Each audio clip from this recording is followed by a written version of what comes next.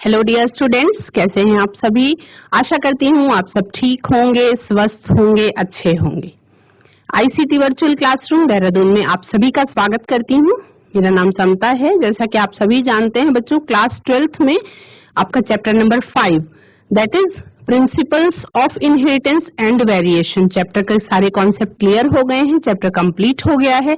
इस चैप्टर से रिलेटेड हम क्वेश्चन आंसर्स कर रहे हैं। आई होप कि आप सभी बच्चे रोज के सेशन को अच्छे से ध्यान से सुनते होंगे और क्वेश्चन आंसर्स को नोट भी करते होंगे। हम चलेंगे बिना देरी किए हुए स्मार्ट बोर्ड की ओर और उन्हीं क्वेश्चन आंसर्स को हम आगे कंटिन्यू करेंगे। बच्चों, कल के प्रश्न में आपने बहुविकल्पीय प्रश्न कर लिए थे, जिसको एक बार मैं थॉरो रिवाइज कराऊंगी और उसके बाद हम आगे बढ़ेंगे। बहुविकल्पीय प्रश्नों में अनुवांशिकी का जनक किसे कहा जाता है, यह आपने कर लिया था। ग्रेगर जॉन मेंडल को कहा जाता है। वंशागति या अनुवांशिक इकाई क्या है, जीन उनकी अनुवांशिक इकाई है, ये आपने कर लिया था। एक एक सेकंड का टाइम देती हूँ। जो बच्चे कल नहीं आए थे या एब्सेंट थे वो इसको नोट कर सकते हैं फटाफट। प्रश्न संख्या 3 में मेंडल के एक गुण प्रसंकरण में कौन सी पीढ़ी हमेशा विषम युग्मजी होती है, यानी हेट्रोजाइगस होती है। मोनोहाइब्रिड क्रॉस के बारे में पूछा जा रहा है। इसमें F1 जनरेशन प्रथम संतानीय पीढ़ी या फर्स्ट फीलियल जनरेशन जो है वो हेट्रोजाइगस होती है। ये आपने किया था कल। इसको जो बच्चों ने नहीं नोट किया है वो नोट कर लेंगे। प्रश्न संख्या 4 है, यदि एक विषम युग्मजी लंबे पौधे का एक समयुग्मजी बौने पौधे के साथ क्रॉस कराया जाए तो बौने पौधों का प्रतिशत होगा। इसमें कल मैंने आपको पुनेट स्क्वायर बना करके ये प्रतिशत निकालना सिखाया था। तो इसके आंसर में क्या आया था कि 50% बच्चे जो हैं, 50% सॉरी बच्चे नहीं पौधे, 50% पौधे जो हैं वो विषम युग्मजी होंगे, मतलब बौने पौधों का प्रतिशत जो है वो 50% होगा। प्रश्न संख्या 5 था, गुलाबी फूल वाले गुलाबांश में स्वनिषेचन से प्राप्त प्ररूपी अनुपात होगा 1:2:1 का अनुपात होगा। नेक्स्ट देखते हैं, प्रथम संतानीय पीढ़ी यानी कि first filial generation F1 generation की संतान का दोनों जनक में से किसी एक के साथ किया गया प्रसंकरण है बैक क्रॉस। जब फर्स्ट फीलियल जनरेशन के किसी एक संतान का उसके पीछे वाले पेरेंटल जनरेशन के किसी दूसरे पौधे के साथ क्रॉस कराया जाता है तो उसे हम बैक क्रॉस कहते हैं। एंटीबॉडीज क्या होती हैं, प्रोटीन्स से बनी हुई होती हैं। प्रश्न संख्या 8 है, कौन सा रक्त समूह सार्वत्रिक दाता यूनिवर्सल डोनर कहलाता है, that is blood group O। प्रश्न संख्या 9, ये वाला आपको मैंने बोला था कि पुनेट स्क्वायर बना करके एग्जैक्ट खुद से जीनोटाइप निकालेंगे और उसके बाद पता करेंगे कि रुधिर वर्ग ब्लड ग्रुप O की लड़की की अगर AB ब्लड ग्रुप वाले लड़के से शादी होती है तो जो बेटा होगा उनका उसका ब्लड ग्रुप क्या पॉसिबिलिटी है, कौन सा हो सकता है। उसमें आपने A या B ब्लड ग्रुप हो सकता है ये देखा था, और O क्यों नहीं हो सकता है उसके बारे में आपने आगे के क्वेश्चंस में मैंने आपको दिखाया भी था। दूसरा क्वेश्चन ये था कि ब्लड ग्रुप A वाले लड़के को निम्न में से किस रुधिर समूह का रक्त चढ़ाया जा सकता है, आधान किया जा सकता है। A और O का किया जा सकता है।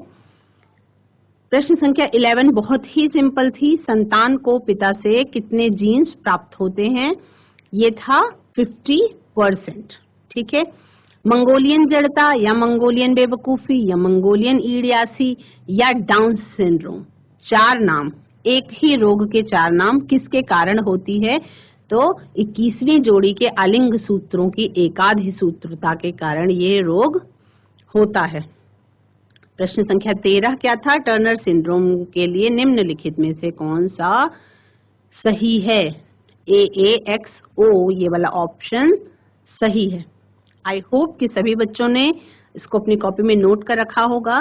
ये क्वेश्चंस ऐसे ही कम से कम 10-15 क्वेश्चंस आप अपनी तरफ से भी बना सकते हैं। जैसे इस चैप्टर में आपका बर्ड्स में कौन सा कॉम्बिनेशन पाया जा रहा है, किस तरीके से ग्रॉसहोपर में किस तरीके से इंसेक्ट्स में जो सेक्स डिटर्मिनेशन वाले क्वेश्चंस थे वो एक आध क्वेश्चंस आपके पेडिग्री एनालिसिस के हो सकते हैं, एक आधा क्वेश्चंस आपके क्रोमोसोमल इनहेरिटेंस के साथ जो डिजीज होती है उसके हो सकते हैं, और कुछ क्वेश्चंस आपके मेंडल के नियमों से भी रिलेटेड हो सकते हैं।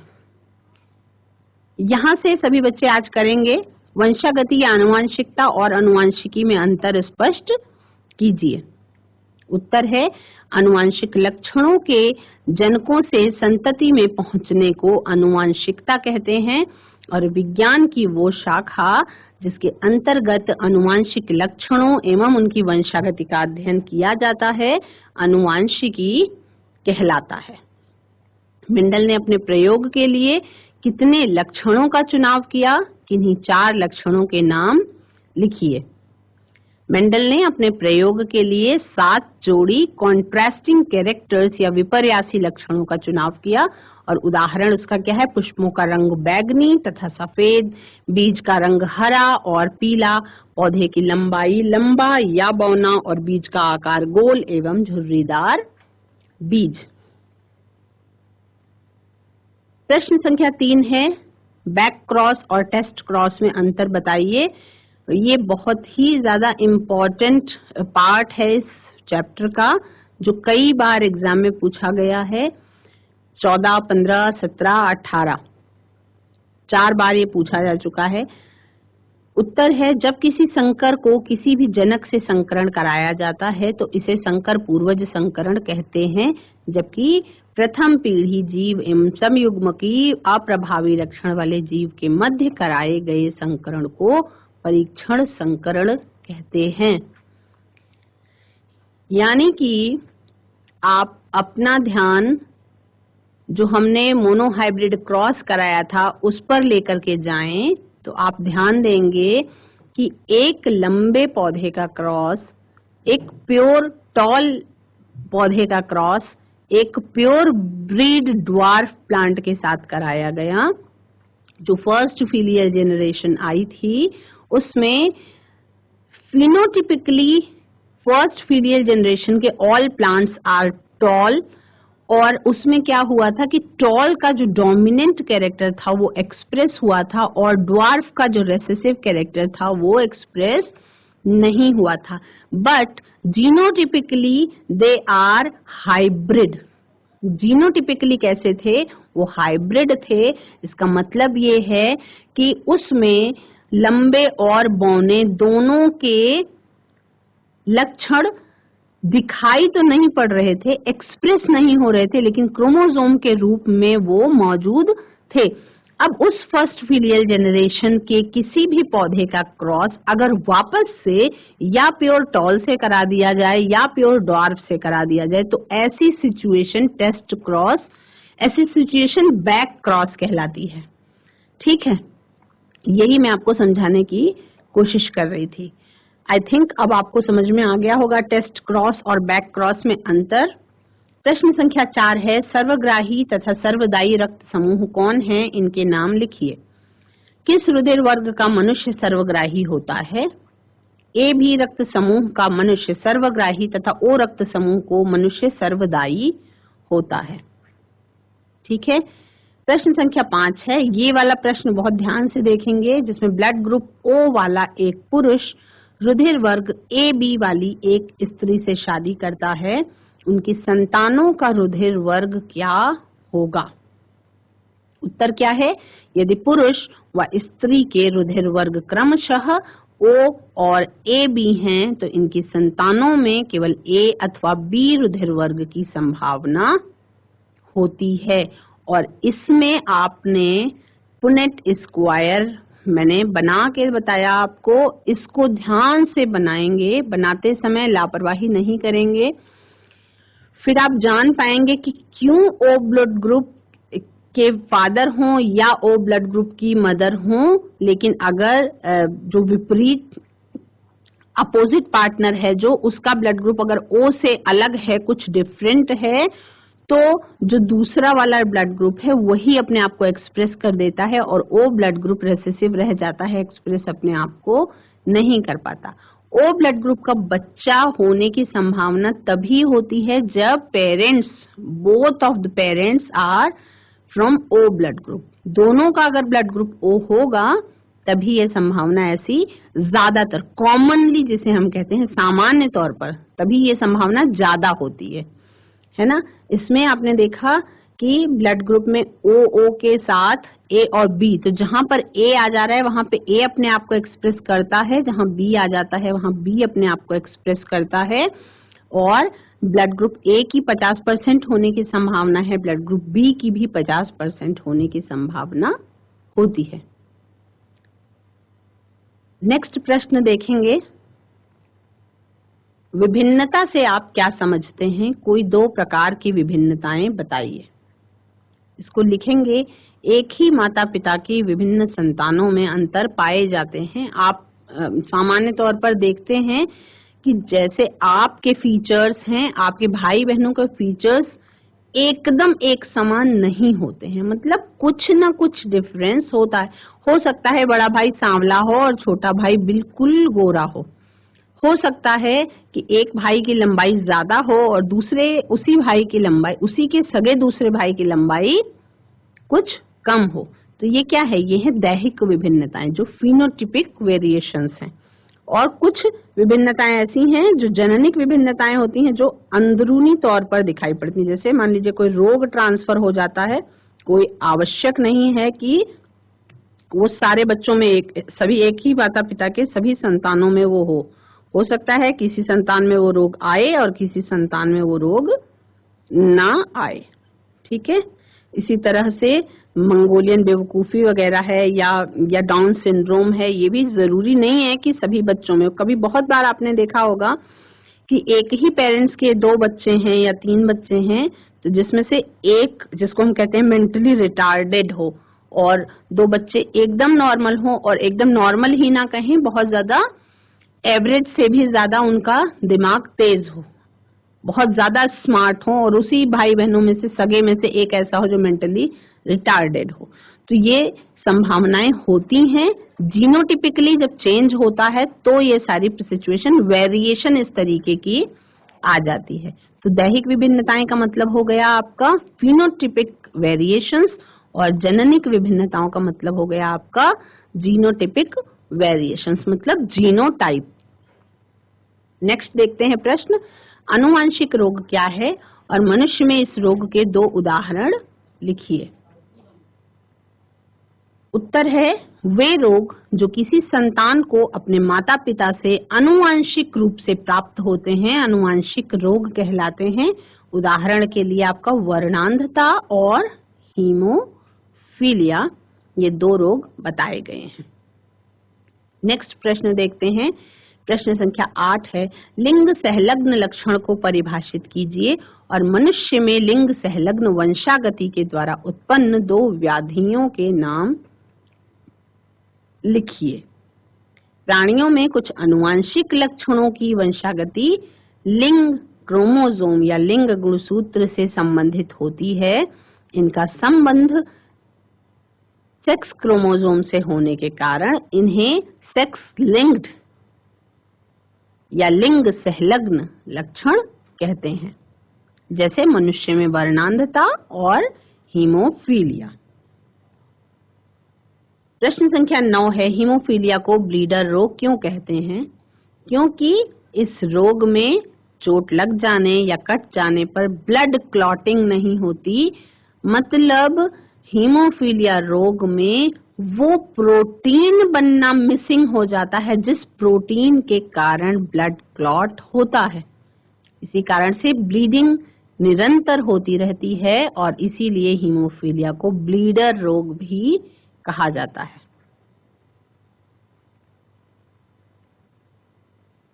प्रश्न संख्या 10 देखेंगे, ऑटोसोमल ट्राइसोमी के 2 उदाहरण दीजिए और इसमें गुणसूत्रों की संख्या एवं अन्य अपसामान्यताएं बताइए।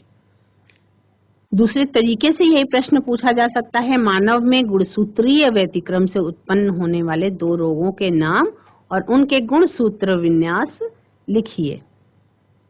उत्तर में देखते हैं सभी बच्चे, नोट करेंगे। 21वें ऑटोसोमल गुणसूत्र की ट्राइसोमी के कारण मंगोलिज्म या डाउन सिंड्रोम विकसित हो जाता है। इनमें गुणसूत्रों की संख्या 47 होती है। 2 उदाहरण देने को बोला गया है, तो दूसरा उदाहरण लिख लेंगे।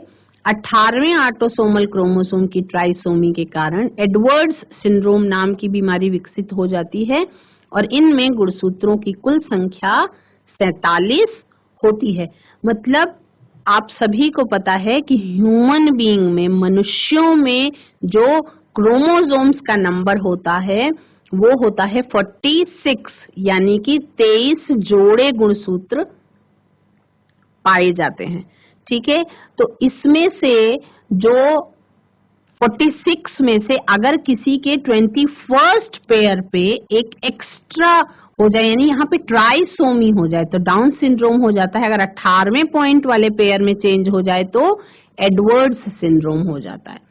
तो ये इजी है, आसान है। 18 और 21वां नंबर याद कर लेंगे तो आपको एडवर्ड्स और डाउन सिंड्रोम दोनों के लक्षण अलग से याद करेंगे और रीजन जो है वो आपको याद हो जाएगा।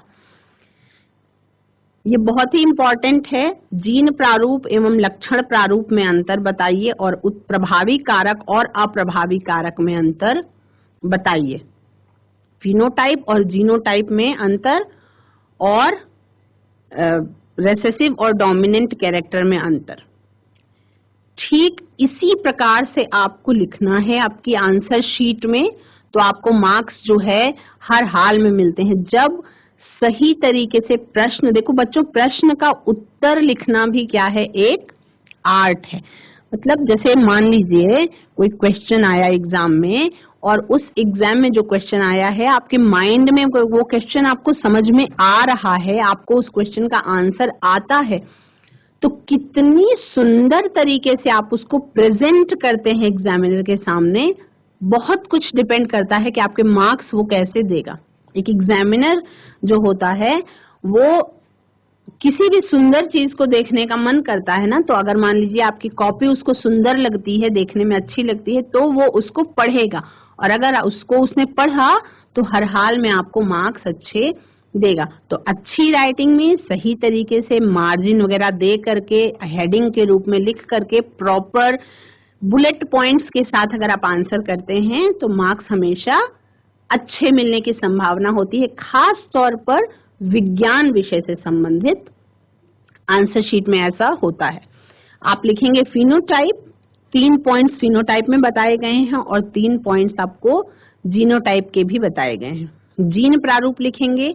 जीन प्रारूप या जीनोटाइप किसी जीव के जीन संगठन को व्यक्त करता है जो वास्तव में उस जीव में विभिन्न लक्षणों को निर्धारित करता है। जैसे लंबे पौधे का जीन प्रारूप क्या है, कैपिटल टी है, और बौने पौधे का जीन प्रारूप क्या है, स्मॉल टी है। ठीक है, तो ये क्या हो गया, ये हो गया जीनोटाइप। दूसरा फिनोटाइप में लिखेंगे प्रत्यक्ष रूप में लक्षण प्रारूप जीवों के आकार यानी कि शेप, आकृति, रंग व स्वभाव आदि गुणों को व्यक्त करता है, यानी कि ऐसे गुणों को व्यक्त करता है जो आप अपनी आंखों से देख सकते हैं। जैसे पौधे की लंबाई, मनुष्य के घुंघराले बाल, मनुष्य की आंखों का रंग, है ना, मनुष्य की त्वचा का रंग, ये सब क्या है, ये है फिनोटाइप या लक्षण प्रारूप। नेक्स्ट पॉइंट जीन प्रारूप में लिखेंगे समान जीन प्रारूप वाले जीवों का एक ही प्रकार के पर्यावरणीय अवस्था में परिवर्धन करने पर उनका लक्षण प्रारूप भी समान होता है। और लक्षण प्रारूप लिखेंगे, लक्षण प्रारूप जो देखने में समान होते हैं उनका जीन प्रारूप संगठन समान हो भी सकता है और नहीं भी। मतलब अगर हम फर्स्ट फीलियल जेनरेशन में प्रथम संतानीय पीढ़ी में उत्पन्न हुए पौधों की बात करें तो सबके सब कैसे थे, देखने में सबके सब एक समान यानी कि लंबे थे, लेकिन उनका जीन प्रारूप कैसा था, समान यानी कि कैपिटल टी स्मॉल टी था, विषम युग्म जी था, है ना। जीन प्रारूप का तीसरा पॉइंट लिखेंगे, किसी भी जीव के जीन प्रारूप यानी जीनोटाइप को स्थापित करने हेतु उसके पूर्वज के अध्ययन को आधार बनाया जा सकता है। यानी यहाँ पे पेडिग्री एनालिसिस का यूज किया जा सकता है। लक्षण प्रारूप या बाह्य रूप से दिखाई देने वाला रूप ही लक्षण प्रारूप का प्रतिनिधित्व करता है। ये हो गया आपका जीनोटाइप और फिनोटाइप यानी जीन प्रारूप और लक्षण प्रारूप में अंतर। आगे हम देखेंगे प्रभावी और अप्रभावी कारक में क्या अंतर है। लिखेंगे प्रभावी युग्म विकल्पी या प्रभावी डोमिनेंट फैक्टर और रेसेसिव फैक्टर, ये आपको लिखना है। प्रभावी युग्म विकल्पी या प्रभावी कारक, अप्रभावी युग्म विकल्पी या अप्रभावी कारक। ऊपर हेडिंग डाल के बीच में मार्जिन लेंगे और इधर उधर दोनों तरफ 3-3 पॉइंट्स लिख लेंगे। बुलेट पॉइंट्स के साथ आप लिखेंगे यह अप्रभावी युग्म विकल्पी की उपस्थिति या अनुपस्थिति में स्वयं को अभिव्यक्त कर सकता है। यानी डोमिनेंट कैरेक्टर जो होता है वो किसी के साथ भी मौजूद हो अपने आप को एक्सप्रेस कर लेता है, और जो रेसेसिव है, जो अप्रभावी है, वो क्या करता है, ये प्रभावी युग्म विकल्पी की उपस्थिति में स्वयं को अभिव्यक्त नहीं कर सकता है। यानी कि यदि रेसेसिव कैरेक्टर है, यदि अप्रभावी युग्म विकल्पी है, तो वो क्या करेगा, वो यदि डोमिनेंट के साथ कॉम्बिनेशन में आया तो कभी भी अपने आप को एक्सप्रेस नहीं कर पाएगा। मतलब मान लीजिए 4 बच्चों का ग्रुप है जिसमें से एक बच्चा बहुत तेज है, तो जो उसमें से कमजोर बच्चा होता है वो अपने आप को एक्सप्रेस नहीं कर पाता कभी। 2 कमजोर बच्चे अगर एक साथ हैं तो वो मिल करके अपने आप को एक्सप्रेस कर सकते हैं। तो सेम यही सिचुएशन डोमिनेंट और रेसेसिव कैरेक्टर्स के साथ भी है। प्रभावी या डोमिनेंट फैक्टर जो है ये सभी पीढ़ियों में अभिव्यक्त होते हैं, और रेसेसिव क्या है, ये सभी पीढ़ियों में अभिव्यक्त नहीं होते। मुख्यतः F1 पीढ़ी में बिल्कुल भी अपने आप को एक्सप्रेस ये नहीं कर पाते हैं। प्रभावी युग्म विकल्पी में लिखेंगे ये एक पूर्ण क्रियात्मक एंजाइम के लिए कोडित होता है जो इसे पूर्ण रूप से अभिव्यक्त करता है। ये बहुत इंपॉर्टेंट पॉइंट है। रेसेसिव में भी लिखेंगे ये एक अपूर्ण अक्रियात्मक एंजाइम के लिए, एंजाइम जो बनेगा वो या तो नॉन फंक्शनल होगा, तब वो रेसेसिव की कैटेगरी में चला गया, या फंक्शनल होगा तो इनकम्प्लीट, मतलब कंप्लीटली फंक्शनल नहीं होगा। ये एक अपूर्ण अक्रियात्मक एंजाइम के लिए कोडित होता है जो हेट्रोजाइगस की दशा में यानी कि विषम युग्मजी दशा में इसकी अभिव्यक्ति छिपाता है। सभी बच्चे इसको नोट करेंगे। उसके बाद हम नेक्स्ट प्रश्न देखेंगे, पक्षियों में लिंग निर्धारण किस प्रकार से होता है। ये क्वेश्चन बड़ा है और इसको आपको नोट करना है।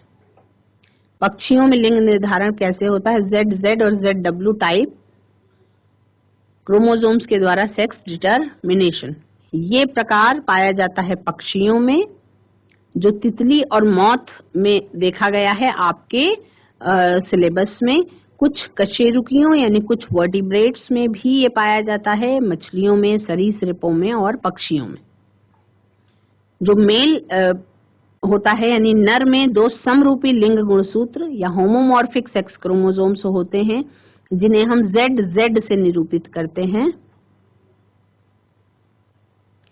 और इसे हम होमोगैमीट्स ZZ से निरूपित करते हैं। होमोमॉर्फिक सेक्स क्रोमोसोम्स होते हैं तो इसमें एक समान सभी गैमीट्स जो हैं वो एक समान होमोगैमीट्स उत्पन्न होते हैं। इसके विपरीत मादा में यानी फीमेल में 2 विषम रूपी लिंग गुणसूत्र या हेट्रोमॉर्फिक सेक्स क्रोमोसोम्स पाए जाते हैं जिन्हें ZW से प्रदर्शित किया जाता है, और इनसे हेट्रोगैमीट्स उत्पन्न होते हैं। इसलिए मादा 2 प्रकार के अंडाणु उत्पन्न करती है जिनमें Z या W क्रोमोसोम्स होते हैं और नर में शुक्राणु जो है वो एक समान प्रकार के होते हैं।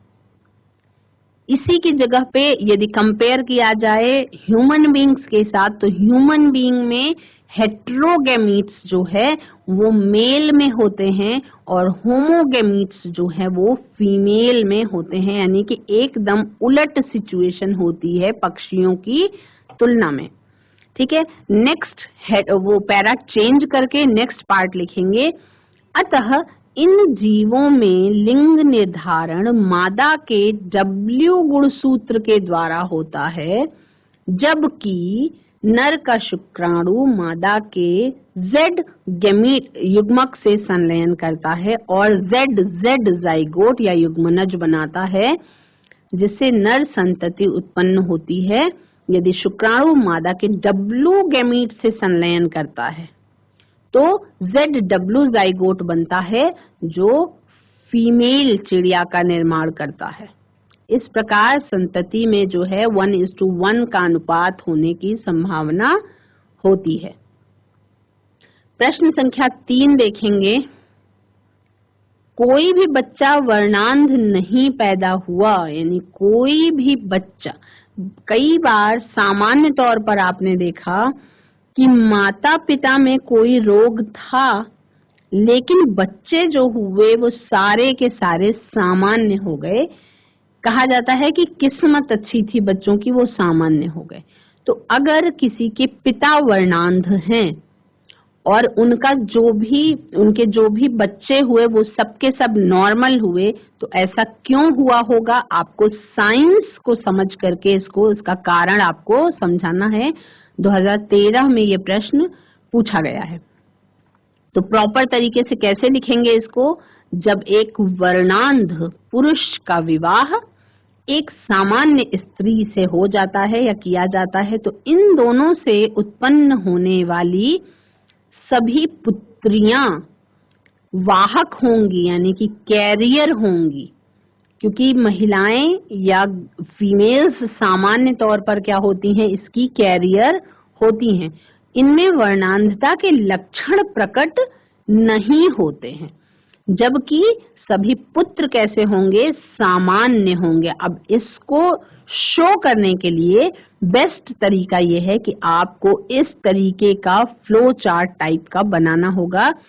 और इससे क्या है, आप ऊपर का कुछ भी ना लिखें, केवल इतना ही लिखें, आपके मार्क्स कट बिल्कुल भी नहीं होंगे।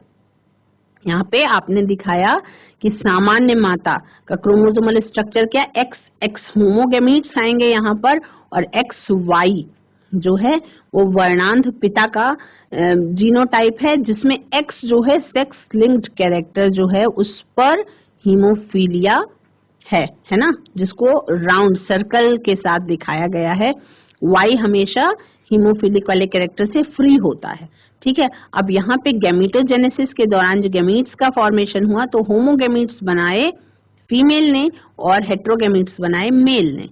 ठीक है, यहाँ पे X जो है वो असर है उसके ऊपर वर्णांधता का, Y नॉर्मल है। अब यहाँ पे जब क्रॉस करवाया गया तो नॉर्मल माता का जो है दोनों क्रोमोसोम नॉर्मल है, तो X का Y के साथ क्रॉस कराते ही सामान्य पुत्र आया, और उसके बाद दूसरी संभावना भी सामान्य पुत्र की है।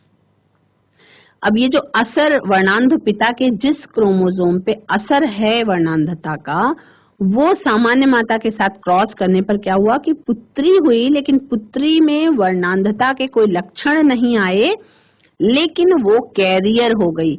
मतलब अगली पीढ़ी जो होगी वो शो कर सकती है इस वर्णांधता वाले कैरेक्टर को अपने बच्चों में, यानी कि नाना। अगर ऐसे सामान्य भाषा में समझें, ऐसे आपको नहीं समझ में आ रहा तो आप ऐसे समझ सकते हैं। मान लीजिए कोई भी बच्चा ऐसा है कि जो सामान्य है, बच्चे के जब बच्चे होंगे, यानी कि किसी भी जिसको कहते हैं कि ग्रैंड चिल्ड्रन के लक्षण उसके नाना से मैच कर सकते हैं, यानी तब अगली पीढ़ी में वर्णांध बच्चों के होने की संभावना है। ये कौन सी होगी? इसकी अगली पीढ़ी, यानी इस पुत्री के जो बच्चे होंगे या इस पुत्र के जो बच्चे होंगे उसमें ये संभावना इस तरीके से आ सकती है ना। तो इसको समझने के लिए पेडिग्री एनालिसिस जो है वो आपको बताई गई है। नेक्स्ट प्रश्न देखेंगे, हीमोफीलिया से ग्रसित एक पुरुष का विवाह एक सामान्य स्त्री से किया गया, उनकी संतानों में इस रोग की वंशागति को रेखा चित्र की सहायता से समझाइए। उत्तर में लिखेंगे, यदि हीमोफीलिया से ग्रसित एक पुरुष किसी सामान्य स्त्री से विवाह करता है तो उसके सभी पुत्र तो सामान्य होंगे, परंतु सभी स्त्रियां यानी सभी पुत्रियां रोग की वाहक होंगी। अब इसमें आप इस तरीके से एक चार्ट के माध्यम से उसको शो करेंगे, क्योंकि क्वेश्चन का आंसर ही पूछा गया है कि रेखा चित्र की सहायता से इस रोग की वंशागति को समझाइए। बच्चों, आज की क्लास में बहुत सारे क्वेश्चन आंसर्स आपने किए। किसी भी प्रकार की समस्या होने पर आप चैट के माध्यम से या हैंड रेज के माध्यम से पूछ सकते हैं। आज की क्लास में इतना ही। That's all for today. Have a nice day. Take care.